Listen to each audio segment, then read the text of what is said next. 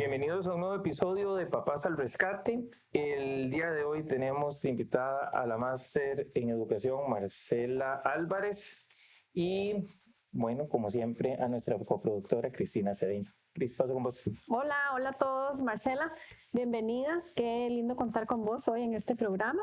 Bueno, muchas gracias.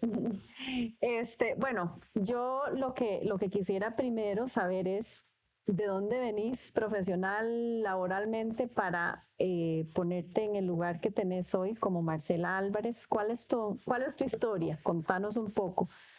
Bueno, pues primero muchísimas gracias a ambos por la invitación. Es una historia que me gusta contarla porque siempre he dicho que soy, o sea, hermana sobre todo, y eso me encanta hacer, ¿verdad? Marcela Álvarez, cuando estaba iniciando el colegio, tuvo la posibilidad de hacer un trabajo comunal con estudiantes con síndrome de Down de la escuela Fernando Centeno, donde teníamos que enseñarle a patinar a los chicos. ¿A patinar? A patinar. Estoy hablando del año 85, ¿verdad? Muchas de las personas que nos escuchan ni siquiera habían nacido. Sí. Eso fue para el año 85, 86, y yo, todos los años siguientes que se pudo hacer ese trabajo comunal en el colegio, como parte de un proyecto de educación física, siempre lo escogí. Yo llegué el primer día y vi, no sé, 20 o 30 estudiantes con síndrome de Down, y lo que yo vi fue el logro. Fue disciplina, fue éxito, fue esfuerzo, fue reto. Y yo supe ese día que yo me iba a dedicar a eso. O sea, yo ese día quedé maravillada de todo lo que vi. Estaba empezando el colegio. Apenas estaba empezando el colegio. Entonces creo que todas las personas que estaban a mi alrededor me decían, ay, ahorita se lo olvidas. Ahorita cambia, uno cambia mucho. Sí, uno cambia, más empezando. Sí. O sea, que todavía te faltan 4 o 5 años, o sea, me faltaban para ese momento para poder entrar a la universidad. Y bueno, pues cuando yo entro a la universidad, estaba muy clara.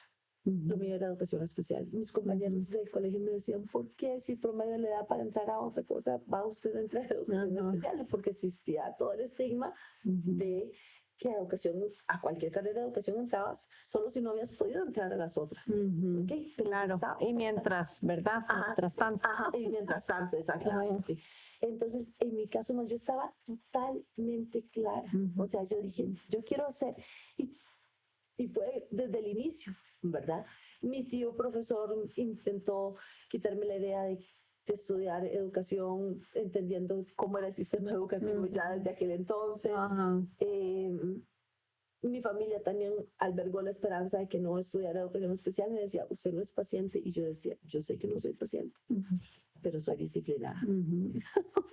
Y creo que esa ha sido la clave en esto. Entonces, entrando a la universidad, mis papás esperan, bueno, yo soy la mayor de 5 hermanos. Soy gemela.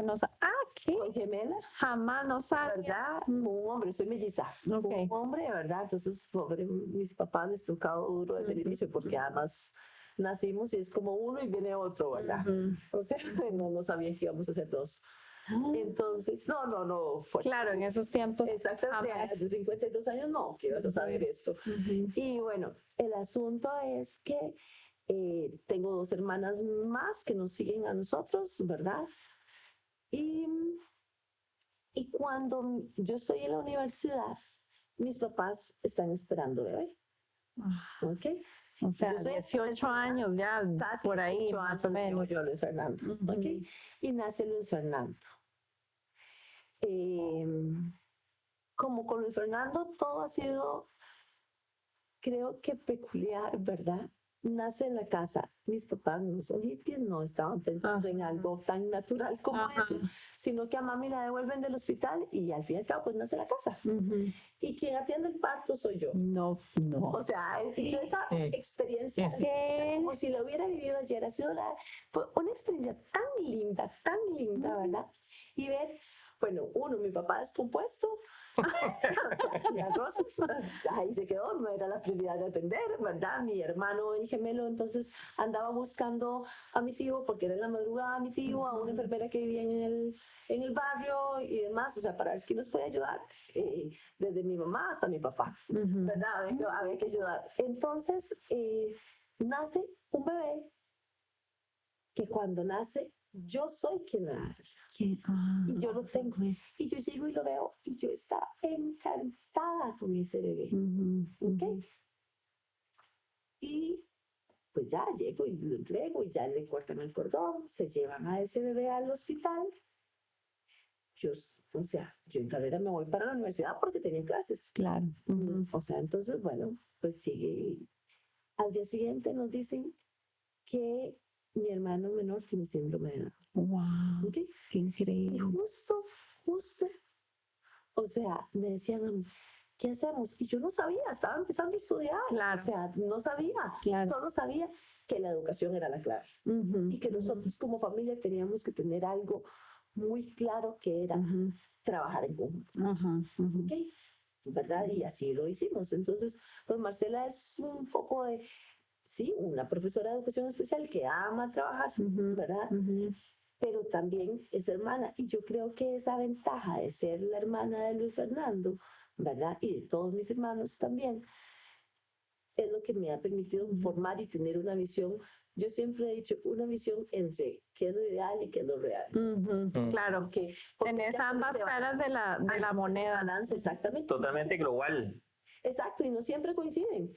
Correcto. Y hay que buscar, o sea, y yo trato de ponerme en todos los zapatos. O sea, desde los zapatos del profesional que sí y que tiene la visión hacia dónde es que hay que dirigirlo, pero también desde la familia y tratando de entender la realidad de la familia, Claro. ¿verdad? Que son muy distintas. Sí, ¿verdad? sí. ¿Y perdón, hace cuánto fue eso? ¿Cuánto tiene Luis? 34 años. Ok, hace 34, hace ratillo. Hace 30, sí, ya Luis es un viejo, ahora me contaba. Ya está viejo, ya está en otra etapa, o sea, trabajo, novias. Vamos a invitar a Luis Fer un día. Mucha fiesta, o sea, esa etapa todavía no la ha pasado, o sea, él siempre quiere andar de fiesta. Y bueno, y entonces la labor de hermana es también un poco apoyar en lo que se puede, ¿verdad? Y saber cómo, o sea, dónde vas, ese tipo de cosas. Y también ser la que intercede cuando los papás a veces le dicen, no, no, ya, si yo dejado. Porque uno en un papel de hermano puede ser más Puede ser más, claro. Dice, ¿verdad? Que los papás. Claro. Sí. Hablando de los zapatos, yo quiero que este programa, este episodio, esta conversación que vamos a tener, que es sobre inclusión, zapatos y sombrero, hoy de hermana, ¿verdad? De hermana, desde ese lado del, bueno, no quiero decir de las redes, porque somos todos juntos, pero que hablemos un poco de la inclusión desde ese punto de vista, ¿verdad? De las familias, empezando por qué es la inclusión, qué nos decís de la inclusión, cómo se ve la inclusión, ¿verdad? ¿Qué tienen que saber las familias sobre inclusión para empezar un proceso de inclusión? Bueno, te lo voy a decir primero desde la experiencia de hermana. Luis Fernando se incluye en el año 94. Cuando, si ustedes me permiten hacer una similitud, yo siempre he creído que eso fue usar fantasía. No existía la ley. No estaba. La ley vino en el 96. La ley. No existía gente, o sea, internet. Ok, digamos, como para averiguar, o sea, claro, no existían los congresos tan grandes como hoy y tampoco nosotros hubiéramos tenido acceso. O sea, yo lo que recuerdo para ese momento, que incluso era un libro que yo me estaba leyendo sobre síndrome de Down, todo el libro estaba expuesto, no sabe, no logra, no puede. ¿Qué? O sea, esa era la visión. Sí, esa era la narrativa en aquel momento, de muchas discapacidades, ¿verdad? No solo síndrome de Down. De la discapacidad en general. Pero me recuerdo que una señora, mamá de 2 muchachos con síndrome de Down, llegó a la universidad en un curso que se llamaba Relaciones Humanas. No se me olvida ni siquiera el aula en la que estaba. O sea, porque fue decisivo. Ella dijo algo y espero entiendan que esa fue la terminología que utilizó en el año 91, no la que utilizaríamos en el año 2024. Ella dijo algo desde la racionalidad de plantear que ella quería que sus hijas tuvieran un comportamiento, pues, que le permitiera incluirse en sociedad. Y entonces ella dijo, sí, yo quiero que mis hijas se comporten como personas normales, y perdón que utilice la palabra normalidad, tiene que juntarse con gente que realmente le dé ese tipo de comportamientos, exactamente. Que, claro, esa no es la terminología que utilizaríamos el día de hoy, ¿verdad? Pero eso me sonó tan lógico. Yo decía, si nosotros vamos a llevarlo a un nivel de exigencia, o sea, donde él sabía, él trabajaba, o sea, sabíamos que no se iba a quedar como un niño toda la vida, entonces que tenía que vivir en sociedad, ya no bajo las alas de los papás o de la hermana, Claro. ¿verdad? Entonces, ¿sí? Empiezo a buscar escuelas. Y en aquel momento, en aquel momento, si ahora los padres pueden creer que es todo un reto buscar una escuela, además que sea la idónea, además que ojalá esté cerca de la casa, ¿verdad? ¿Ok? O si es pública, que cuente en ese momento con los servicios de apoyo, si es privada, que la pueda pagar, o sea, que todos los criterios que tomamos en cuenta, más allá de solo si la puedo pagar o no, o sea, todos los otros criterios, y la encontramos. ¿Ok? Yo fui a un par de instituciones y nos dijeron, no, no queremos. No sabemos, No queremos, No nos interesa. En una escuela, y no nos interesa, exactamente. Ok, pero en otra escuela a la que llegué, sí. Y nos dijeron, no sabemos, no tenemos experiencia, nada más, no nos dejes solos. Ok. Y fue, o sea, fue realmente una experiencia maravillosa, ¿verdad? ¿Y cómo empezó? Inicialmente no hablábamos de inclusión, ni siquiera de educación inclusiva, porque no hablamos de inclusión en la educación, hablamos de que la educación sea inclusiva donde acoja, digamos, a todos, o sea, desde la sombrilla de la inclusión abordar toda la condición de neurodiversidad, ¿verdad? Y cómo se llama, y cuando estuvimos ahí nos fuimos dando cuenta que le iban dando todas las oportunidades. En algunos momentos, en el año 90, estoy hablando del año 93, con mucho miedo, porque como les digo, era un salto al vacío, no sabíamos para dónde íbamos. Estaban probando. No sabíamos cómo iba a salir aquel experimento. Exactamente, no sabíamos, o sea, había 3, 4 personas mayores que Luis Fernando, pero la diferencia era de 5 o 6 años, o sea, tampoco es que estábamos viendo a alguien que yo hubiese egresado del sistema regular, ¿verdad? Entonces, se veía, y en aquel momento hablamos de integración, donde estaba la sociedad, el grupo escolar, y ese era introducido. Eso te iba a preguntar, porque hay una diferencia entre integración e inclusión. Primero se habló de integración por muchísimos años y después entró la palabra inclusión. Efectivamente, porque y ahora hay algo más, ya no hablamos de inclusión educativa, hablamos de educación inclusiva. ¿Okay? Hay toda una terminología que es importante, que en la semántica es relevante, ¿verdad? ¿Y a nivel social cómo se maneja? ¿Igual como inclusión? ¿O no? Sí, como inclusión. Okay. Ahora, si me preguntas cómo lo están manejando muchas instituciones, como integración. Correcto, correcto. O sea, exacto. Y es ahí donde nosotros como familias tenemos que seguir haciendo también el apoyo. Yo creo que tenemos 2 formas de verlo, desde solo el pleito y desde la legalidad y desde lo que le corresponde a mi hijo, que es fundamental, que siempre tenemos que tener ese marco legal de acción, pero sobre todo de nuestra responsabilidad como familiares, porque los hijos quieran o no, o sea, y no hablo de hijos en condición de discapacidad. Los hijos en general requieren los apoyos y la educación desde la De la familia. familia. De la familia, no podemos dejarle todo el trabajo.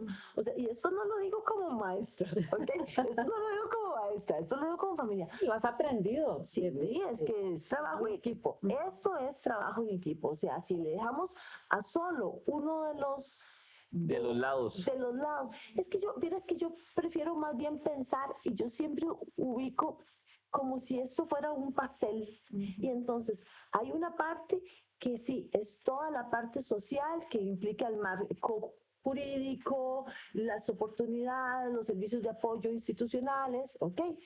Están los terapeutas, los profesores, ¿verdad? ¿Ok? Y está la familia y por supuesto la persona en condición de discapacidad. ¿Ok? O sea, porque su voz tiene que ser importante. Muchos de los padres que nos están escuchando tal vez hoy son familiares de personas pequeñas o de menores de edad. Pero cuando tenés un adulto en la casa, si no escuchas su voz, Claro. o sea, estás diciendo todo lo que hice, se lo estoy desvalidando ahorita. Correcto. ¿Verdad? Entonces, No, inclusive hasta siendo pequeños tienen que tener voz porque si no se van a acostumbrar a no tener voz nunca. Entonces llegan a la adultez y dice, no digo nada, no opino nada porque papá y mamá siempre fueron los que opinaron y fueron los que dijeron y los que decidieron por mí. Exacto, exacto. Entonces esas voces son importantes de escucharlas desde siempre, como dice Gabriel, ¿verdad? Pero en aquel momento cuando hablábamos de integración era introduzca que es diferente. Si ponga físicamente grupo, en el ambiente. En este grupo que teóricamente era un grupo homogéneo. Ahora sabemos que no es así. Si algo es característico en cada institución, es que todos los estudiantes son distintos, ¿verdad? Correcto. Y entonces, ¿cómo lo vemos en el seno familiar? También hay que entender esas diferencias. Por ejemplo,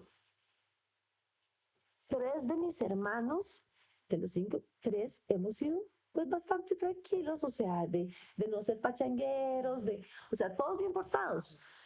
Pero Luis Fernando y otra eran fiesteros, fiesteros. O sea, y Luis Fernando a la fecha sigue siendo fiestero. O sea, a Luis Fernando no le han dicho fiesta cuando él ya está listo y organizado todo. En qué me voy, qué hay que ir, qué hay que llevar, qué cuánto cuesta, todo, presupuesto, todo. Eso él, o sea, póngale en eventos, o sea, es lo suyo, ¿verdad? Y también entender eso desde esta perspectiva de familia, de que a veces hay que apoyarle con el transporte o con lo que sea necesario. Y también es revalidar su derecho a elegir, Claro. a tener una personalidad distinta a la del resto de sus hermanos. Correcto. ¿Verdad? Correcto. Marcela, y hablando, dijiste una palabra que tiene mucho que ver en la inclusión y son oportunidades. Pensando primero, digamos, a nivel social, ¿cómo has visto que estas oportunidades se han ido dando a lo largo, por ejemplo, de la vida de qué es lo que ha habido, cuáles son los derechos que las familias tienen a nivel social, ¿verdad? Vean, efectivamente, la pregunta que me hiciste fue, ¿qué es la inclusión? ¿Ok? Y la inclusión es exactamente eso, es garantizar que existan las oportunidades para todos y que esas oportunidades nos permitan a todos buscar el mejor desarrollo posible. Igual pasa para la persona en condición de discapacidad. ¿Cómo ha ido evolucionando? Enorme. O sea, creo que a mí me toca ver esa transición, Sí. ¿verdad? Tocó ver así como cuando uno dice, ay, cuando yo estaba en el colegio no había internet. Tocó algo así. Sí, exacto. Bueno, cuando yo empecé a trabajar, hacía los planeamientos a mano porque casi nadie tenía computadora. Claro. Ok, imagínate. Bueno, yo recuerdo, y me tocó verlo lamentablemente hace como 4 años, tal vez, antes de pandemia, una doña con síndrome de Down en un mall vestida de muñeca, de niña, con una muñequita, con los papás viejitos caminando, que eso era lo que antes se veía. Cuando estaba uno carajillo, uno veía a las personas con síndrome de Down, eran estos niños eternos, angelitos por siempre. Y que recuerdo cuando yo, antes de que Mati naciera, yo le comenté a todo el mundo y puse en Facebook, vamos a tener hijos con síndrome de Down y toda la cosa. Y recuerdo que haciendo un fondo en bicicleta, un chavalo, que solo esa vez lo vi, me dice, mira, alguien le contó que yo iba a tener un hijo con síndrome de Down. Entonces, en la bicicleta, bueno, íbamos para Taras, y me dice el chavo, mira, vos tenés mucha suerte porque tu hijo va a ser un angelito para siempre. Para siempre. Y no va a tener problemas de alcoholismo, ni va a tener problemas de drogas, ni va a tener problemas de eso. Entonces te salvaste. Y yo, o sea, ¿qué clase de animal es este mae que vengo aquí al lado? O sea, no le dije nada porque además, o sea, no tengo ni tiempo para discutir, ni aire, ni nada. Pero, y qué difícil sentarse a hablar con alguien que tiene este estigma tan grande y tan profundo, ¿verdad? Ajá.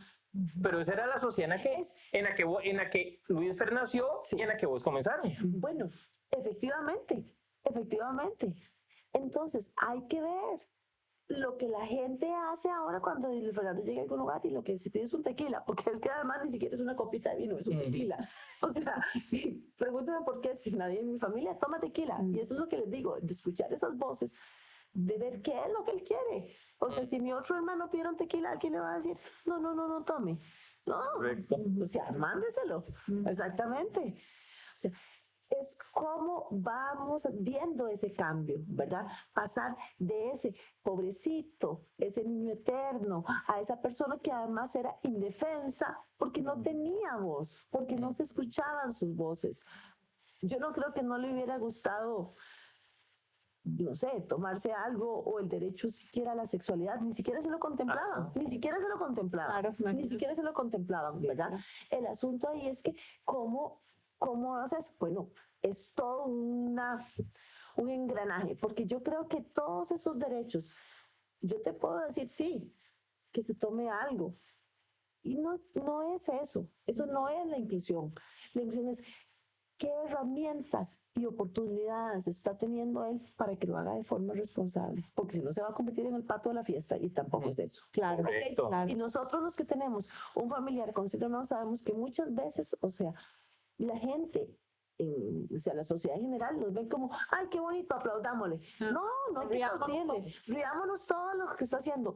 Claro, se lo reímos hoy que tiene 5 años, pero cuando hace lo mismo y tiene 20, se lo reímos. No, ya va a estar segregado por hacer exactamente lo mismo, ¿verdad? Entonces, esa marca de educación, que es ahí donde hace la diferencia.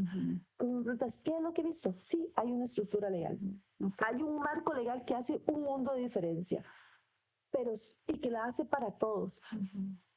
Para el del hermano que tiene una profesora de educación especial en la casa, ¿me entienden? O sea, que tuvo otras herramientas, o sea, de aprendizaje, para las otras personas que no lo tuvieron. O sea, es un marco legal que nos acoge a todos. Pero sobre todo, lo más importante es la educación. La educación de los familiares. Cómo cada vez hay más padres y madres y familias, porque yo me considero, o sea, una familia, parte de una familia muy involucrada. Es como decimos, ok, aquí hay que tomar las riendas. Ok, y no es pelearse con la institución. Yo siempre he dicho que eso no es la idea. Es decir, ¿en qué apoyo? ¿Cómo hago? ¿Qué me corresponde? ¿Ok? Y es trabajar en equipo. Esto es un pastel, o sea, que se divide entre la persona en condición de discapacidad, se divide entre los terapeutas, pero también entre esa posibilidad social, ¿verdad?, que nos da esa estructura, ¿verdad? Marcela, y hablando, digamos, del marco legal y las familias, si vos tuvieras que decirnos ahorita o decirles a las familias 2 o 3 cosas básicas, yo sé que hay mucho más, pero algo que pueda, basado en el marco legal, ¿qué derechos tiene la familia, ya sea para inclusión social? Creo que más adelante en la segunda parte vamos a hablar más de la inclusión educativa, pero ¿qué se les puede decir a los padres ahorita? ¿Qué hay? Creo que lo primordial es busquen estrategias de educación para las familias. Para las familias. Para las familias, porque una familia educada es una familia empoderada. Ok. Porque no es solamente decir, voy a usar la ley. No. pero también es entender todo lo que hay, o sea, es entenderla. O sea, la educación te permite entender o sea, las leyes que hay. La gente cree que solamente las 7.600, pero hay otras más, o sea, que también, o sea, y que según cada una, o sea, según la etapa del desarrollo, o sea, puede ser que se apliquen, o sea, que necesitamos una más que otras. Pero sobre todo es un tema de educación, ¿verdad? Es un tema de educación.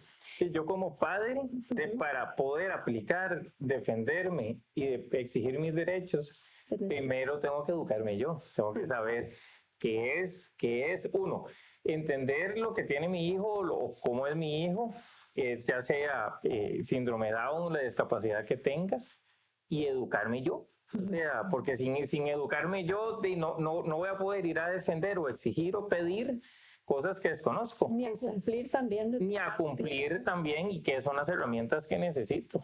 Y ahora que vos decís de cumplir, sí, los padres deben de cumplir, porque hay un asunto importante. Nosotros hablamos, sí, está la ley, eso defiende a mi hijo, sí, pero hasta dónde también nuestra responsabilidad como familiares es qué estoy haciendo yo. ¿Me entienden? Aquí es un trabajo compartido. Cuando yo hablo de trabajos compartidos, esto le corresponde a escuela, esto le corresponde a terapeutas, pero esto me corresponde a mí como familia. Porque entiendan algo como familia. La maestra de este año es la de este año. El terapeuta que me acompañó 3, 4, 5, 15 o 20 años será ese terapeuta. Pero el miembro del equipo más importante siempre son los padres de familia. Siempre.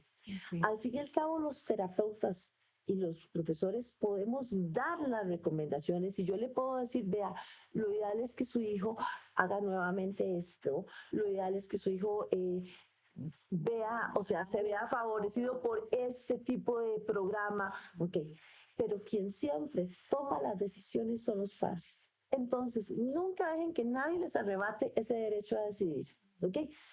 Ahora, ese derecho a decidir, hágalo informado, hágalo informado, por eso les digo, exactamente, hay muchas formas, pregunten, o sea, hay muchos mecanismos para todos los que tenemos personas con síndrome Down en el seno familiar.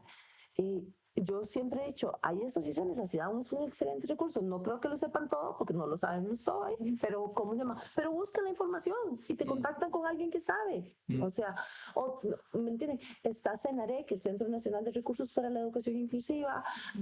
Hay gente, y pregunten, escuchen, ¿verdad? Entonces, edúquense. ¿Cómo se llama? Mi recomendación fundamental es edúquense. Uno dice, yo quiero ir al congreso y no tengo el presupuesto para, ok, la mayoría de los congresos, por ejemplo, los de FIA Down, ¿verdad? Los de ACI Down, los de National Down Syndrome Congress, no estoy tan segura. Sé que vienen muchos de las ponencias, pero no sé si todas, pero en los de FIA Down, todas las ponencias las bajan meses después. Sí. Entonces, nada más entender, si yo estoy teniendo una dificultad importante, pues escribo y busco, o sea, es buscar la información. Yo creo que eso es lo que hace la clave, ¿verdad? Los doctores, hay muchos doctores que conocen mucho del tema, pero conocerán mucho de su área, claro, ¿verdad? ¿Ok? Sí, eso es fundamental, edúquense. Y hay algo que yo quisiera que tengan claro, y con esto creo que debo ir cerrando, ¿verdad? Ya. Okay. La primera. Si me preguntan qué es lo prioritario, que tengan visión, que las familias tengan visión. El día 1, cuando les dicen, tienen un hijo con alguna condición, ¿ok? O sin ninguna condición, es que visionen cómo quieren ustedes que sea su hijo en 20 años. ¿Ok? Entonces, si yo pongo una meta tan larga, tengo que irlas poniendo en pasito. Exactamente. O sea, ahora me preguntabas, ¿cómo haces para que mi hermano sea pues bastante independiente para la época? O sea, sí, o sea, que use muchos buses él solo, que use Uber, que otras partes sociales resuelvan en línea, otras caminando, que va a ver cómo lo resuelve, ¿verdad? En muchos aspectos, no en todos, pero sí. Es porque el día 1 dijimos tiene que ser lo más independiente posible. Sí. Y entonces fuimos siguiendo las pautas de la autonomía lo más cercanas a su edad, ¿verdad? No solamente diciendo la escuela, tienen que generarlo, sino desde qué hicimos en la casa para que así fuera.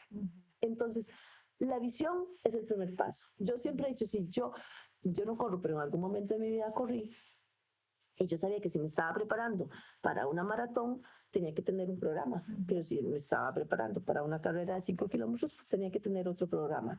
Ok, es de acuerdo con la dimensión de mis sueños, así serán los esfuerzos. Bueno, Ok, entonces vamos a un corte y ya regresamos.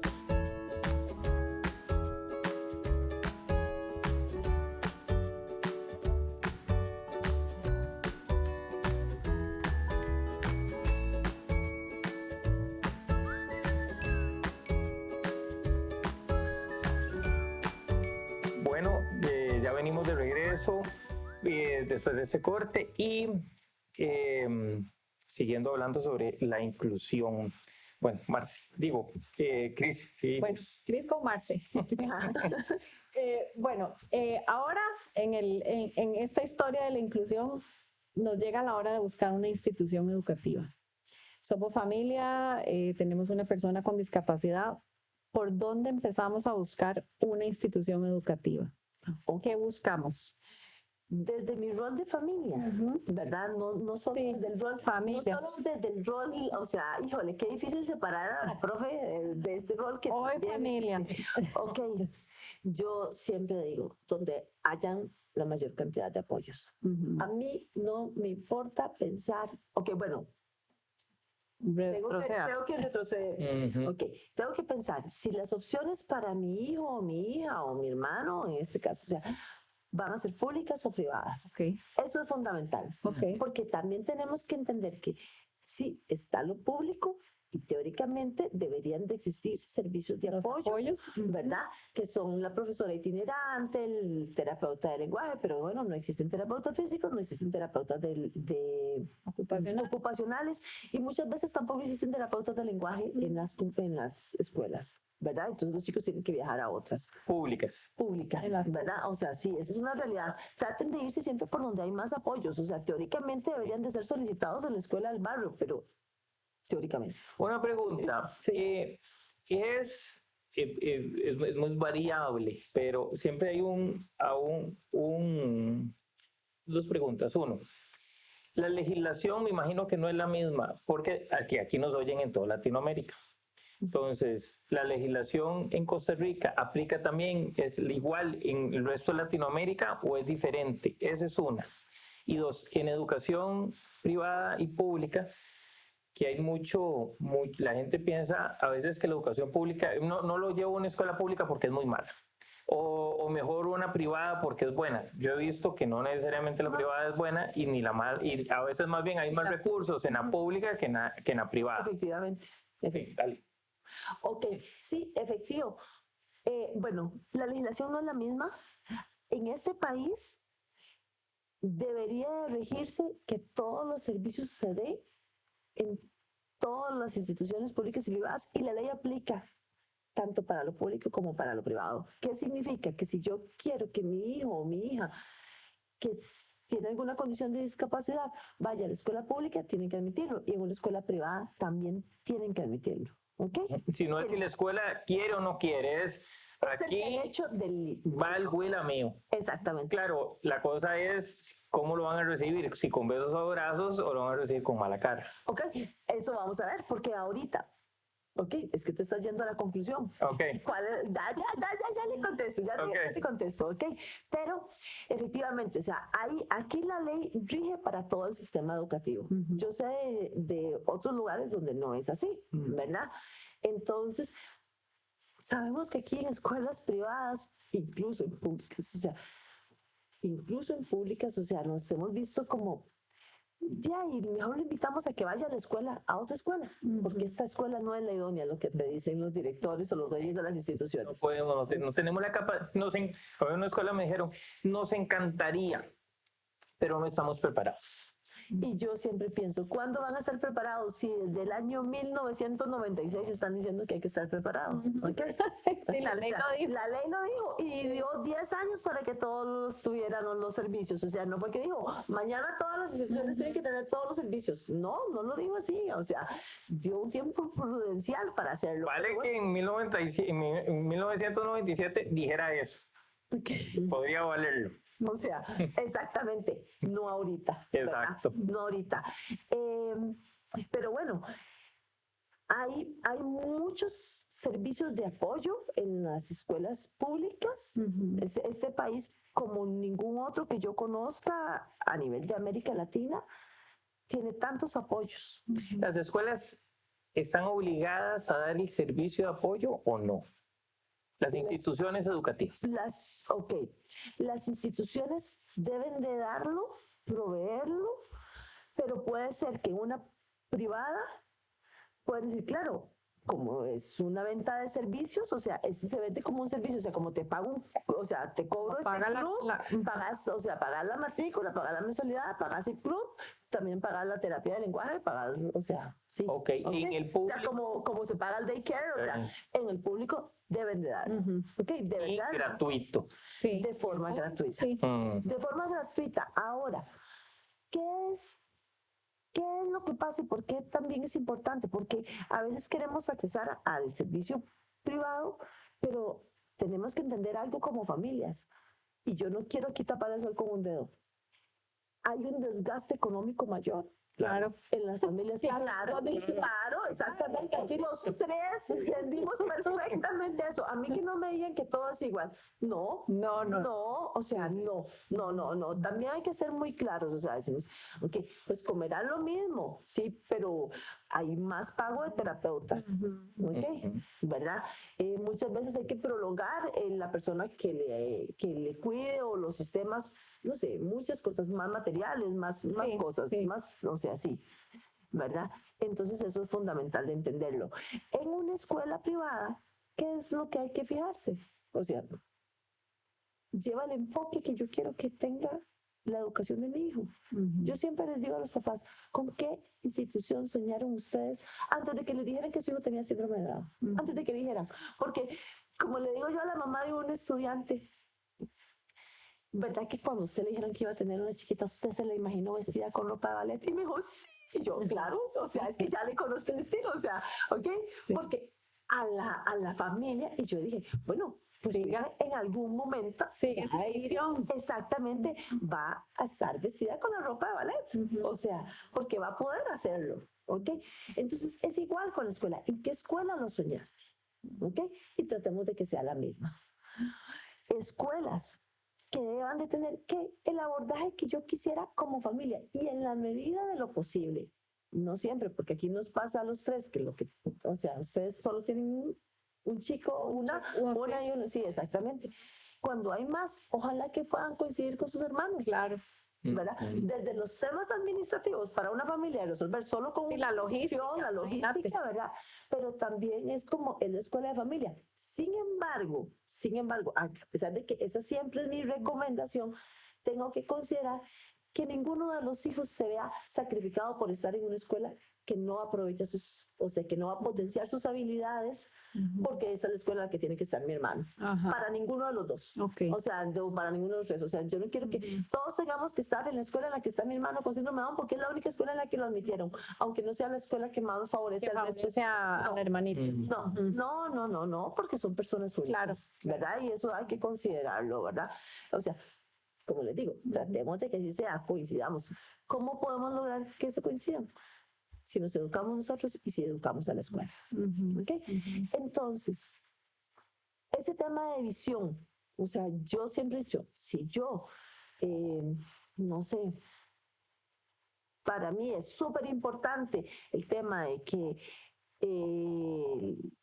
le hablen de alguna religión y den catecismo y den trabajo de valores, pues tengo que buscar una escuela que lleve ese enfoque. Si la prioridad para mí es el tema deportivo o el tema artístico o el tema bilingüe, o sea, o la parte académica, o sea, ¿cuál es la escuela que usted quiere? O sea, y ahí hay que seguir, ¿verdad? Y hay que tratar de enfocar, ahí hay que tratar de educar, ¿verdad? No solamente llegar a aquí me lo admitieron, aquí lo dejo. No, es más allá que eso, ¿verdad? Entonces, ¿qué es lo ideal?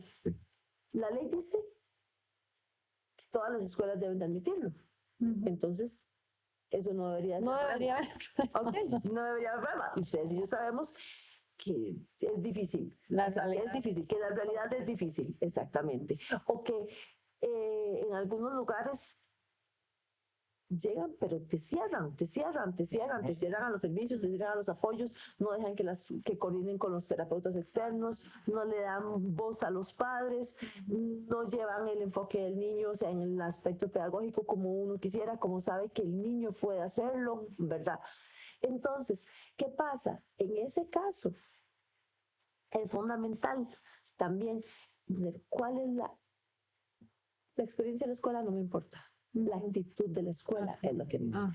O sea, ¿cuál es la actitud de la escuela? O sea, que aunque al inicio, de repente, un poco más o poco menos asustados que nosotros al inicio, ¿okay? Pero que te digan, aquí me arrollo las mangas y empiezo a trabajar, esa es la escuela. Es esa. Es esa la escuela donde deben de quedarse, ¿verdad? O sea, porque lo que más nos importa no es cuántos chicos con discapacidad hayan tenido en sus grupos, ¿no? O cuán estructurado exista en un programa, ¿no? Es cuál es la actitud que deben de tener. Para mí eso fue clave. O sea, yo llegué a la escuela y como les digo, nos dijeron, no sabemos, no tenemos experiencia, aquí van a tener experiencia, si eran de los primeros que se incluía, o sea, ¿ok?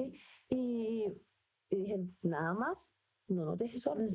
Y eso fue lo que hicimos, o sea, trabajamos en conjunto, o sea, trabajamos en conjunto desde el día 1, ¿verdad? Entonces eso fue muy, pero muy, muy, muy favorecedor, ¿verdad? Entonces yo les digo a los papás, hay que saber trabajar con las escuelas y no verlos como son la contraparte. No es el enemigo. No es contrario. A ver cuál gana. No, es veamos. Y voy a ponerme un momentito la camisa de profesora. Solo un momentito. Vean, estar en un aula no es fácil. Tener 15 o 20 o 30 niños, o sea, cada uno con situaciones tan diversas, tan importantes de considerar, que no solo la condición de discapacidad de uno de ellos, que es una de muchas de ese estudiante, y de todo el grupo de estudiantes, de la heterogeneidad que existe en todas las aulas. No es lo único que van a abordar. No es lo único. Entonces, ¿qué es lo mínimo que puedo hacer yo? Ponerme a trabajar con la escuela. No, y que tenés, los profesores también tienen otros papás, tienen niños con déficit de atención, hijos de y todos los papás son los angelitos de ellos y todos van a presionar y todos van a querer que los hijos de ellos tengan la misma atención que uno.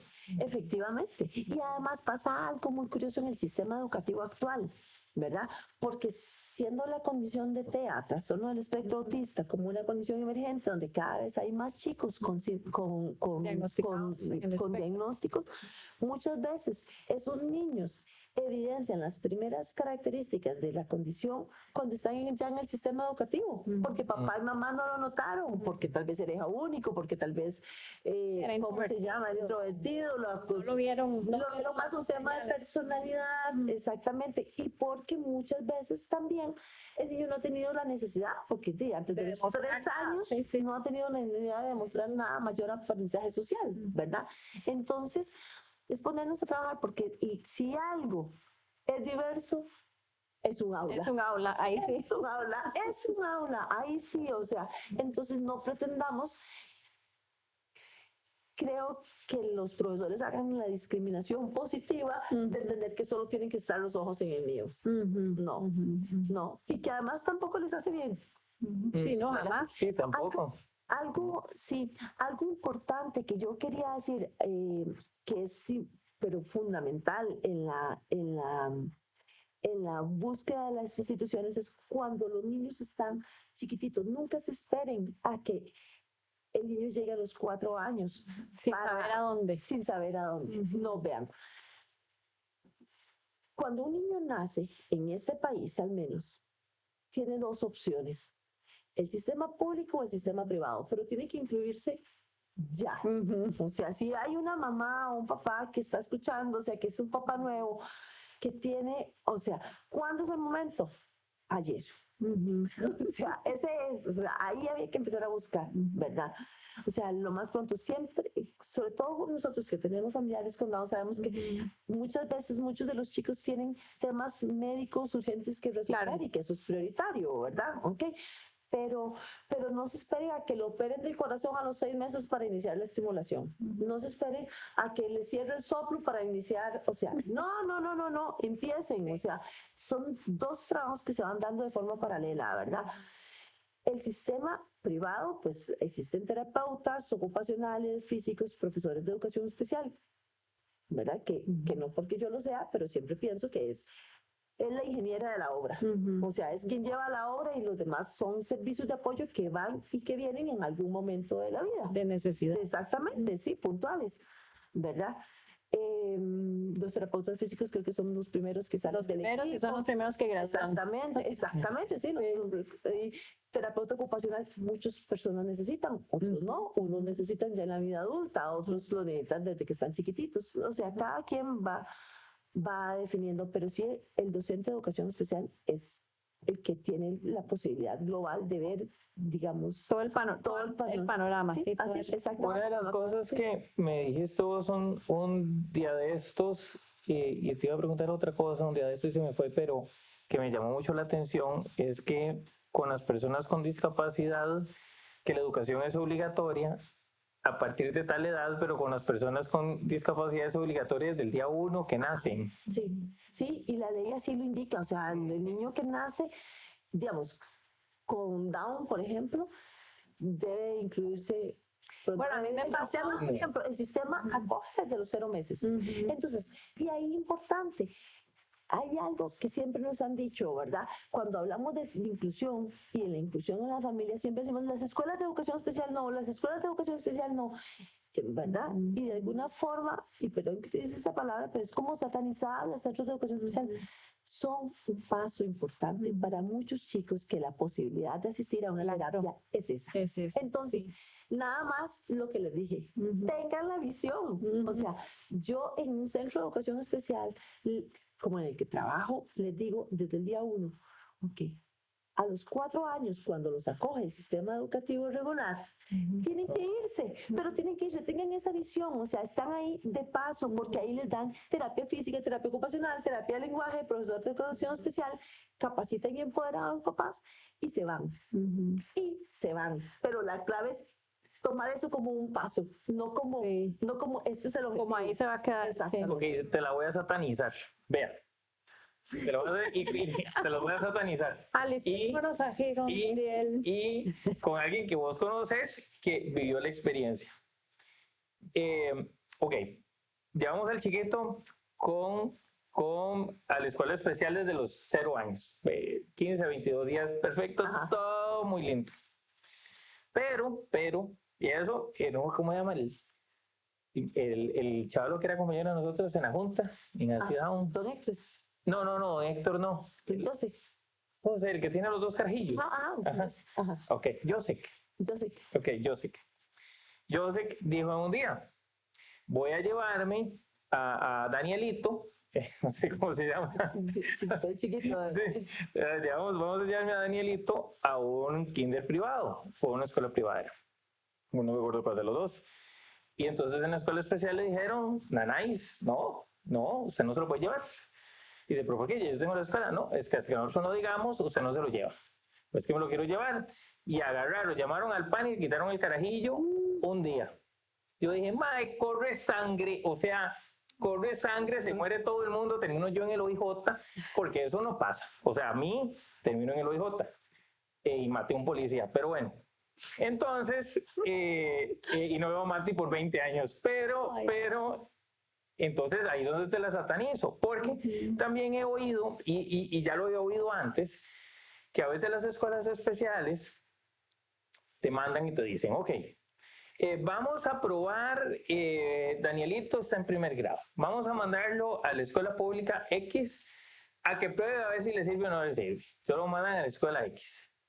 Y en escuela X depende de la profesora que tenga, porque eso es tuanis o no es tuanis, inclusiva o no inclusiva, pone a Danielito que pinta en una esquina, que sea una maceta más. Si Danielito se porta bien, genial, lo dejaron. Si no fuera una inclusiva. Si no es inclusiva y el chiquito jode, entonces no, el chiquito no está listo y de regreso a la escuela especial. Si le toca una profesora inclusiva y super tuanis, así como vos, entonces genial, la hizo todo el mae. De que se vaya desde los 4 o desde el año. Exacto, desde el momento que ya está listo, ok, mae, va jalando. Ok. Entonces, esa es la cosa. Entonces, devuelven a Danielito otra vez a la escuela especial. Y entonces va a segundo grado. Y entonces, pero va dependiendo. Entonces, ajá. Es que usted se está adelantando, será para el otro. Porque lo que tenemos que No, porque aquí es donde estamos. Aquí estamos del lado bonito. Ajá. La educación inclusiva no es, yo no tengo que llegar con requisitos. ¿Me entienden? O sea, es un derecho. Y como cualquier derecho, como el derecho al nombre, a la nacionalidad, a tener una persona que se haga responsable, la educación es un derecho. Es un derecho. No tiene requisitos. Ningún derecho tiene requisitos. Ningún derecho. Ahora, vamos al punto. Si yo soy un familiar que nunca me he involucrado, que no sé en qué consiste, que no... Por eso les digo, la clave es la educación. Correcto. La clave es la educación, o sea, empodérese. No sé, pues pregunto, busco los mecanismos. Yo sé, o sea, que existe una ley, pero tal vez muchos papás que estén escuchando digan, pero es que eso es demasiado enredado, yo no lo entiendo, no entiendo qué es lo que significa. Busquen. Tal vez no a la institución, pero busquen en el CENAREC, el departamento de apoyo legal del CONADIS contesta las consultas vía teléfono, ¿ok?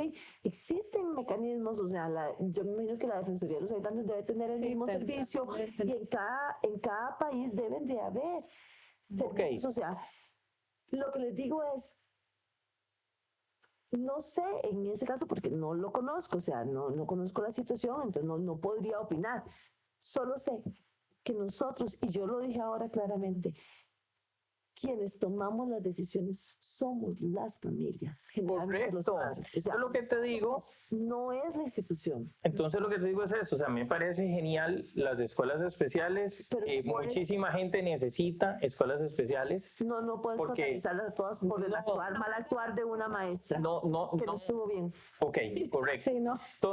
Entonces aquí viene la pregunta y por eso sirve para este caso de este programa. Tengo a Danielito en el kinder, me lo quiero en una escuela especial, por A por B, y ahora lo quiero pasar porque me roncó la gana pasarlo al privado, porque es mi decisión y soy papá y es lo que para mí en este momento va a ser lo mejor, y me sale una escuela especial y me dice, no puede, ¿qué hago?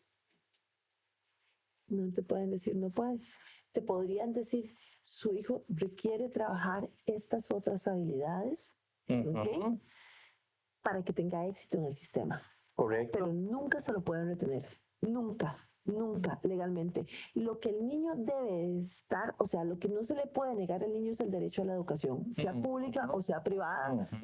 ¿Ok? Eso es ya decisión de las familias. Pero el niño debe estar en un servicio educativo. Si yo llego y digo, mi hijo estaba en un centro de educación especial, ¿verdad?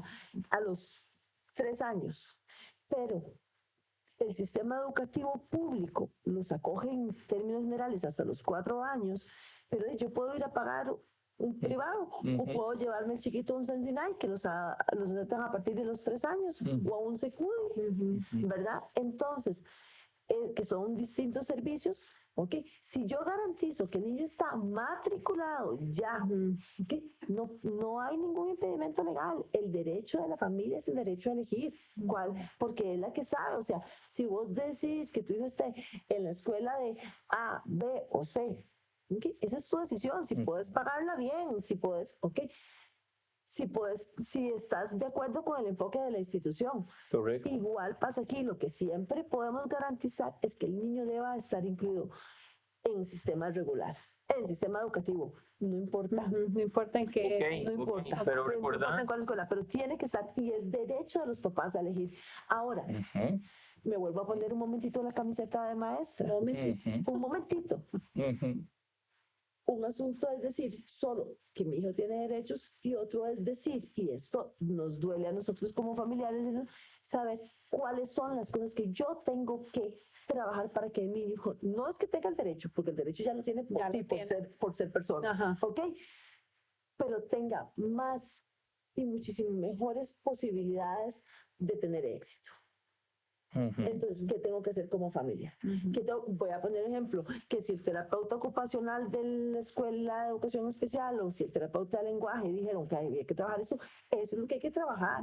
O sea, porque yo no soy terapeuta de lenguaje para definir si se debe o no se debe trabajar. O sea, entonces llevar ese mismo enfoque. ¿Me Ok. entienden? Eso. Ahora, sigo. Por legislación, no sé si en otros países es así o no, el Estado tiene el derecho de velar por la integridad, la salud y el cuidado de los menores de edad. Que no lo haga eficientemente es otro cuento, pero en la ley está. Entonces, te digo porque han pasado varios casos de estos, no es lo de este hombre, no ha sido el primero ni ha sido el último, lamentablemente.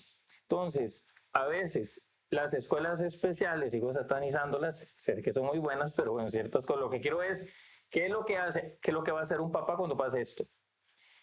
Es, si el niño está, y a eso es lo que se han guindado estas personas, es, si el niño, si lo correcto para el niño va a ser que se quede en escuela especial, no pasar a la escuela privada. Entonces, la profesora especial tiene un peso enorme, o sea, porque ella puede decir, como no va a estar mejor, va a estar mejor aquí, entonces como va a estar mejor aquí, se queda aquí y no doy permiso que vaya para el otro lado. Y en ese caso es donde dicen, y los papás dicen, no, entonces interviene el PAN y pam, pam, pam, y el niño se queda aquí. Bueno, voy a plantearlo así. Ajá. He tenido un estudiante que ese chico no convulsiona menos de 50, 60 veces al día. Uh-huh. Usa una bomba de infusión continua para alimentarse a través de un PEG. Tiene traqueotomía, depende de oxígeno casi que las 24 horas del día. Uh-huh. Si camina o habla, eso es lo de menos. Correcto. ¿Ok? Pero un niño con tan afectación de salud se vería favorecido del sistema educativo regular. No, por supuesto que no. Entonces, hay un grupo de estudiantes que se van a ver mucho más favorecidos del sistema de educación especial porque pueden personalizar mucho más su atención educativa y poder responder y atender plenamente sus necesidades porque van a requerir terapeutas por los siglos de los siglos. Correcto, ¿verdad? correcto. Entonces, lo que pasa es que el profesor no puede nunca ser el que deja la última palabra. Yo puedo recomendarte. O sea, yo le puedo decir, mira, Cris, yo creo que por estas y estas razones, ustedes siempre toman la decisión. Lo que les digo es entender que quien toma la decisión es la familia. Que escuchar a los profesionales que están alrededor puede ayudarlos a llevar a buen término, si es una mejor opción, porque de verdad que les digo, o sea, hay chicos donde se va a ver mucho más favorecido en un centro de educación especial. Correcto. Un estudiante que estuvo incluido desde los 2 años que fue estudiante mío, o sea, hasta, no sé, los 14 que salió de 6º grado. Pero ya sus condiciones no cognitivas, eso era lo que a mí menos me preocupa, porque para eso hacemos las adecuaciones y eso, sino que socialmente estaba muy apartado, o sea, ya ni él le parecía el sistema educativo regular en cualquier opción, fuera pública o privada, sí, porque podían, era abrumante para él, o sea, de verdad que lo molestaba, un chico con gran hipersensibilidad, que tiene Down y autismo, que tiene, o sea, que tiene un gran compromiso sensorial. O sea, decís, ¿lo puedo dejar en el sistema educativo en el que estaba? Claro que sí, porque el sistema no lo iba a sacar, pero era lo que más le favorecía a ese. Entonces ahí o sea, poner una regla general es tan fuerte porque muchas familias dirán, es que Marcela dijo que no, o Gabriel dijo que no, o Marcela dijo que sí, que sí. O sea, en realidad lo que hay que hacer es considerar las valorar las para cada niño, para cada niño. características personales. Entonces, hay chicos que efectivamente les va a resultar mejor un centro de educación especial. Correcto. Pero la gran mayoría se va a ver mucho más beneficiada en un centro de educación regular. O sea, lo que pasa es que eso implica mucho más trabajo del sistema, sí, pero sobre todo nosotros como familiares. O sea, Entonces, yo les cuento que cuando Luis Fernando estuvo en la escuela, yo creo que haría cosas distintas hoy. ¿Ok? Por ejemplo, él se levantaba a las 5, de 5 a 6 de la mañana, había que estudiar. De 5 a 6. Pero eso para nosotros nunca es problema porque siempre hemos ido a M. O sea, totalmente. O sea, despertarnos temprano no es mayor sacrificio. Y cuando llegaba a las 3 de la tarde, ya como a las 3:30 o 4, ya otra vez había que sentarse a estudiar. ¿Ok? Hasta por lo menos 6, 7. Con juegos, con canciones, con qué vacilón, o sea, con un montón de cosas, ¿verdad? No necesariamente sentados en un escritorio, porque ya había pasado muchas horas de escritorio, pero había un asumir esa responsabilidad. Y eso marcó una diferencia. ¿Qué no hubiera hecho yo? Igual, tener ese ritmo de estudio. Ese ritmo tan socado, pues ya claro, le permitió a él irse sin adecuaciones curriculares hasta que llegó a 5º grado. ¿Okay? Que, claro, seguro mientras los otros chiquillos estudiaban media hora para un examen, mi hermano necesitaba estudiar toda la semana para el mismo, ¿verdad? ¿Okay? Y rendir el mismo examen, ¿verdad? Y no porque la escuela nos dijera que no se podía hacer, solo porque sabíamos que él podía. Ahora, ¿cuál fue el costo social? Entonces siempre hay que pensar en la persona de manera integral. ¿Verdad? Cuando te dices, bueno, pero es que también es importante que vaya a nadar, que vaya y que esté en los Boy Scouts, que estudie, que aprenda, sí, pero que también sea una persona que pueda ir a todas las fiestas. O sea, y ahora se quedó en la fiesta. Ahora se quedó en las fiestas, exactamente, ahora sigue en modo fiesta. Sí. Lo lograste. O sea, Sí. trabajo hecho. Eso que estamos hablando de cuál es la ubicación, ¿verdad? Es lo que uno considera como el ambiente menos restrictivo donde va a tener mayor, donde se va a potenciar más sus habilidades. Mayor desarrollo. Entonces, sí, no es A o B porque yo quiero o no quiero, pero hay que considerar, como decís vos, todas las áreas. Y créanme que yo siempre, cuando hago una sugerencia, siempre hago la sugerencia. O sea, tomando en cuenta estas posibilidades, estas otras posibilidades, pero entendiendo que el único que toma la decisión son los padres. Exacto. Nunca una maestra puede decir, yo presento el panorama. Este es el panorama A, este es el panorama B. ¿Ok? Ustedes deciden hacia dónde vamos, pero también entender hacia dónde vamos con uno y hacia dónde vamos con el otro. Porque lo que les decía al principio, si no tenemos la visión, no vamos a poder organizar los esfuerzos. Y los esfuerzos van dedicados, o sea, decididos en uno o en otro de las posibilidades. Pero bueno, o sea, yo he tenido la experiencia de tener chicos, o sea, en centros de educación que han sido muy exitosos. Cuando ya se fueron, o sea, fue un excelente paso por ahí y se fueron. Sí, la educación especial para la mayoría debería ser un paso. Bueno, según la necesidad. No, para la mayoría. Bueno, para la mayoría. Es que hay una minoría que es más complicado.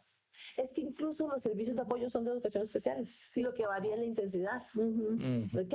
¿Verdad? O sea, pero como centro de educación especial son favorecedores para muchos estudiantes, pero no para todos. Cada vez más, y eso sí, o sea, en los gobiernos anteriores había sido muchísimo mejor el tema de cómo se iban los procesos y las políticas, o sea, de inclusión, ¿verdad? Sí, muchísimo mejor, o sea, y digamos, este gobierno lo primero que hizo fue, yo no sé si todavía, o sea, qué habrá pasado en eso, pero las pruebas estandarizadas, o sea, no las tiene que hacer, eso es exclusión. Correcto. Eso es sí. O sea, no sé si todavía, no sé si para cuando salga este programa eso vaya a estar vigente, pero el asunto es que tienen que hacerse una prueba, tal vez no estandarizada, pero sí una prueba. ¿Ok? Claro. Donde Para se medir demuestre un dónde está. si no me dice conocimiento, ¿cómo vas a saber si se dio o no se dio? Bueno, Bueno, no, yo creo que esto, bueno, da para muchísimo más. Tendremos otro programa, obviamente, y nos vamos con esa idea clara de que las familias, o sea, son la base de toda decisión, no importa dónde esté, público o privado, y son otro miembro más del equipo, el ¿verdad? único miembro del equipo que no se va. Así que debe ser el más empoderado. Sí. Debe ser el más empoderado, el que más conoce. Y para poder empoderarse tiene que educarse. Efectivamente, tienen que visionar, tienen que visionar, tienen que visionar. O sea, cuando uno tiene la meta, o sea, los esfuerzos van a hacerlos de acuerdo Sí, con la meta. sí. O sea, educarse, tener visión, ser parte, no pelearse con la escuela. O sea, a veces hay que hacerlo, pero bueno, tratar de que no. O sea, ¿cómo se llama? Ser parte del equipo. Tratemos de entender que no necesariamente, ¿sabes? Sos parte de un equipo. Sí, Bueno, así es. así que bueno, muchas Marcela, gracias. muchísimas gracias. Y gracias a todos, Gabriel. Pura vida, gracias Marce, gracias Cris. Nos vemos el próximo episodio, la próxima semana. Nos vemos. Chao.